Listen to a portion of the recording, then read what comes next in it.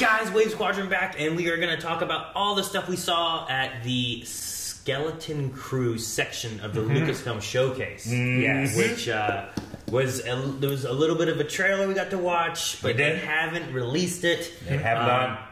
I'm sorry. But we did get to see the main cast or crew, or maybe all the cast and crew, because it's a Skeleton Crew, so I don't know.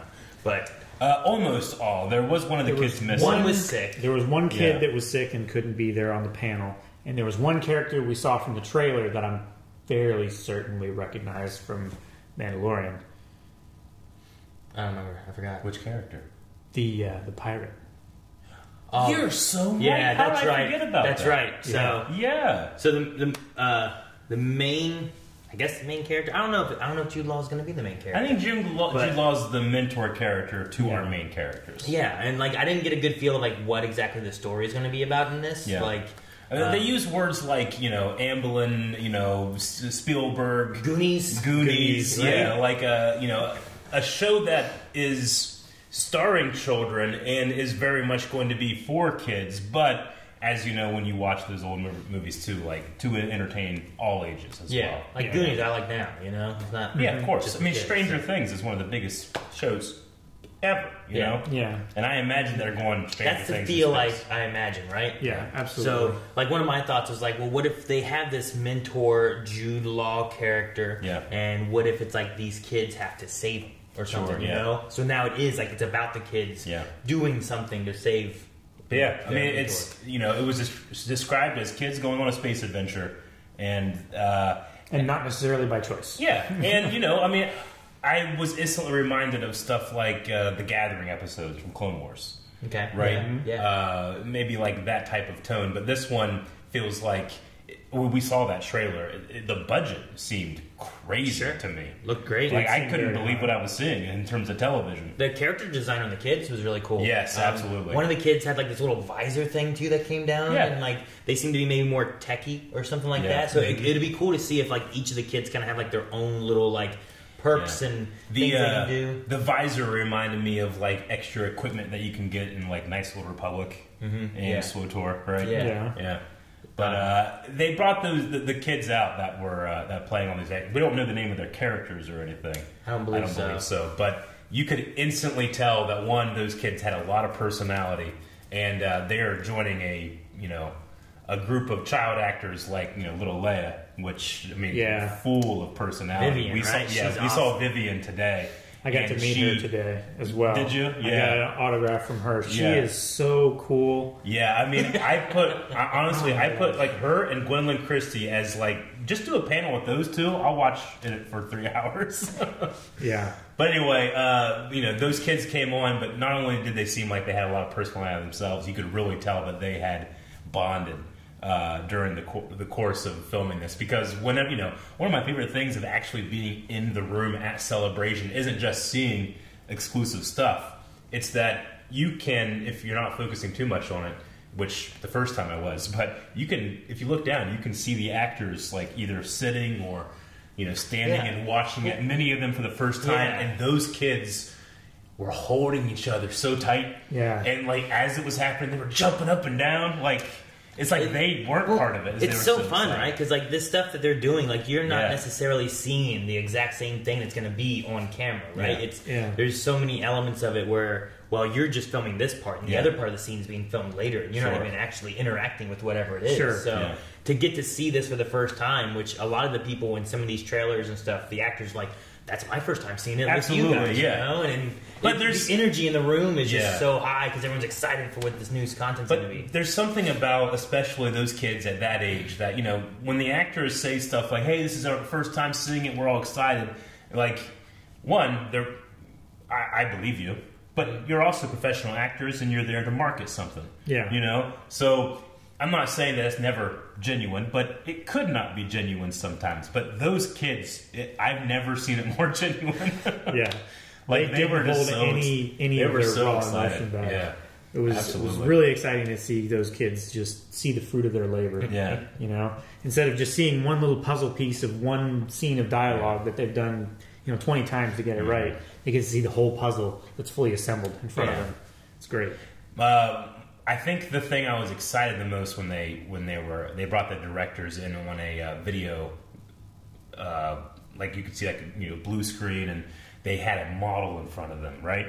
And I was like, oh, sweet, okay, they might be doing some model shots. And then they panned over to John Knoll, who famously, he doesn't need any introduction from me, but in The Mandalorian, he was the one that's like, hey, I'm going to build a model, and can we do some actual, just like some shots? Just model shots, Which, they've done some, certainly not all, but they were like, it's a novelty, let us do this. Sure. But in the trailer, in that little tease of showing John, I really think that this is going to be the show that has a model for a spaceship. That's just my belief, but I think that's what's happening. It could be fun to add a little bit more of a, I don't know, I want to say like an 80s feel. Like if you're looking at like some of the Goonies stuff, Stranger Things and all that kind of stuff, like give it a little bit more of that model type of feel rather than it just being like everything's digital. Yeah, because there can just be a little bit of a charm to that kind of nostalgia to like the Thunderbirds feel, right? Yeah, I guess so. Yeah. Well, it's comparable when you see Grogu and he's walking towards the Mandalorian covert, and it's a puppeteer. It's hands doing this, but there's something about it where you're like, I don't know, it feels even more real because it's not trying to look 100% correct. I don't know if that makes any sense. But I always feel that way, especially when I see model shots in the current age. Like, it's easier and more realistic when you go the full CG route, yes, but there's something about that that's very charming, and I think that's going to, if that's something that they go with, which I think is why they even showed John Knoll in the first place. Yeah, I think so too. If they're going to do that, I think that's going to gel extremely well. They could do this in Lord of the Rings.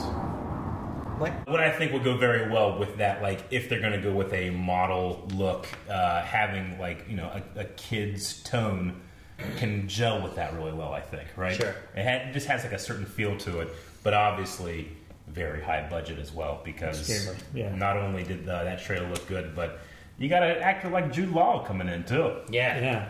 Which I think is going to be a fun mentor to these characters and stuff. And they gave a little tease at the end of the trailer. A little bit of a tease. They did. So I'm excited. Which I know a lot of people already know. Because, you're not going to be able to see that stuff, but everybody was live tweeting. So if you're here watching, you probably already know what that tease is. And I should say, one of my favorite things about Star Wars is the revelation of a Force user, right? Nothing's... Like, Rebels is great, but one of my favorite Rebels moments is like, all right, we're going to do a 22 pickup. And Ezra's like, 22 pickup? You care to let me in on the secret? Kid, I'm going to let everyone in on the secret. Yeah. Like, what a great moment for Kanan, Yeah. And I felt that when I watched that trailer. Whenever, like, I can't remember what even he floated over. But when those kids are like, you're a Jedi. Like, that was I think he floated the key. Yeah, the key, Yeah, it was like in a jail cell or something. And that was such a magical moment, not only for me and the kid in my heart, but for the literal kids on that screen. Well, sure. I really connected with that moment. What's the timeline on this one? Isn't it supposed to be after Return of the Jedi? I believe this is concurrent with the Mando stuff. It makes sense with having like a 10 years after a vain occurrence in it, right? Because that's the other thing too. Where did he go, or where has he been? So depending on exactly where it's at, but no, that makes sense too. Yeah. So having it there, like it's like, okay, well, what has Jude Law's character been doing? I don't. Just because the kids say he's a Jedi doesn't necessarily mean he is one. I guess it's true too, right? Could be. He could be a gray Sith, somebody who might have discovered his powers through rage, but then maybe just wandered off and decided to be alone, the Hulk or something like that. Sure. Which I know I've heard a couple grumblings like, oh, another person at Survival or 66, they're just ruining it, and I can understand people saying that. You gotta remember there were 10,000 Jedi at the beginning of the Clone Wars. If 99.9 of them were wiped out, that's still a significant amount that would survive, Yeah, sure, yeah. And, Jedi, we saw, Obi-Wan, get knocked down and barely survive, and Yoda being like, "Nuh-uh, I've sensed this and I've stopped it." So I don't think that every Jedi would be in a predicament where it's like they are definitely going to die. Oh yeah, you have scenarios like it's no longer canon, but like Ram Koda, who never really liked clones and using them in the first place, so he had none of them around. Sure. Happened, Or are there other characters we have characters like Ahsoka, where like they had been a Jedi and they left. Yeah. So where were people like this? We've heard about all kinds of different Padawans or different people who like started or left or whatever, right? Yeah. So could he have been something like that, of a fallen Jedi or a person who left or was maybe kicked out or something? And we also have to remember that Obi-Wan was successful in sending out a message warning other Jedi. So don't come. Those that were in transit could have been saved. Yeah. So it'll be very interesting to see like kind of what his story is, but also just like with this being in that time frame, kind of what we're doing with the kids. Is it going to be very pirate based with Vane, and they're just trying to survive in the galaxy? Yeah. Is there going to be more stuff within like the Empire / First Order kind of being formed, or something like that? I heard one idea that I thought was interesting, where it's like, well, what if you have something like we have Finn and like this recruitment process thing happening with like the stormtroopers, right? Well, that's what the First Order does. They take your children. Yeah. Yeah. So like, what if you have something involved with that with these kids, and it's like kind of trying to stop that from happening? Or something. I very much think that we can go that route. I think it'd be an interesting idea. So it'd be interesting. Yeah. It'd be. I'll be curious to kind of see how we form this story. My pet theory is. So we've had Vane in The Mandalorian, a Nikto pirate. And we've seen Nikto and Weequay pirates. We all love Hondo.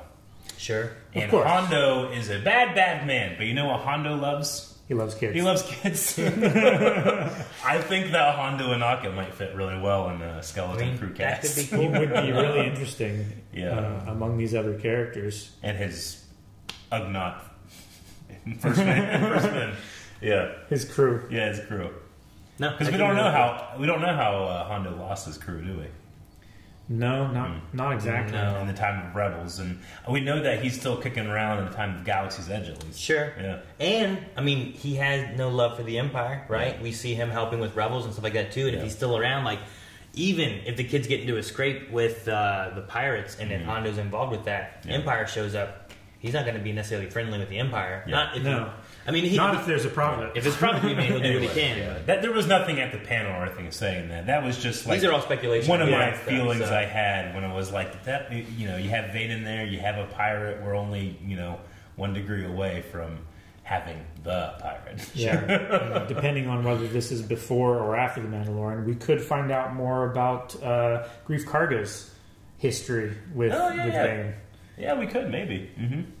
Yeah. Or the Greenbeard. Gorian Shard. Yeah, Shard. Like, he could be maybe something like he may not be around anymore, but if we kind of take this just a little bit before, you could maybe utilize him more, That's a cool character design. Yeah, and, this is something that is in a lot of the shows that are popping around in the Mandoverse, but if we are going to end some of the Mandoverse stuff with this big giant crossover movie directed by Dave Filoni.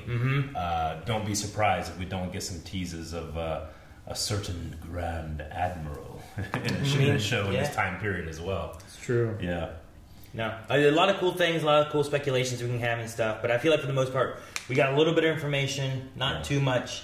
I don't remember if there was a release date for this one. I don't believe so, not yet. So this one is probably a little ways off, but what I saw of it, I wasn't quite as excited as what we saw from Acolyte. Sure. But it still looked interesting to me. It did. And I think this would be a fun show, especially to watch with kids, and I hope they enjoy it. One of the shots in the beginning of the trailer actually really cracked me up because it was the start, Amblin and Spielberg like always had like classic shots of like the suburbs and a school bus and the children going down the Ohio street, It had them walking through like woods and stuff at one point. Yeah, it did, but there was like one shot where it was like space suburbs where I was like, okay, if you're going to be doing stuff like that, then I'm in. I want to see it. Yeah, I get you. Like, you have that. You have the shot of like 3 or 4 of them kind of walking silhouetted to the night through the forest or whatever. So that makes sense that they kind of shot it to resemble those. So. So anyway, we're excited. We want to see more, and we hope that you want to see more from Wave Squadron. There's a lot more videos coming out from Celebration. Make sure you subscribe, and in this end screen that's coming up right now, click for more.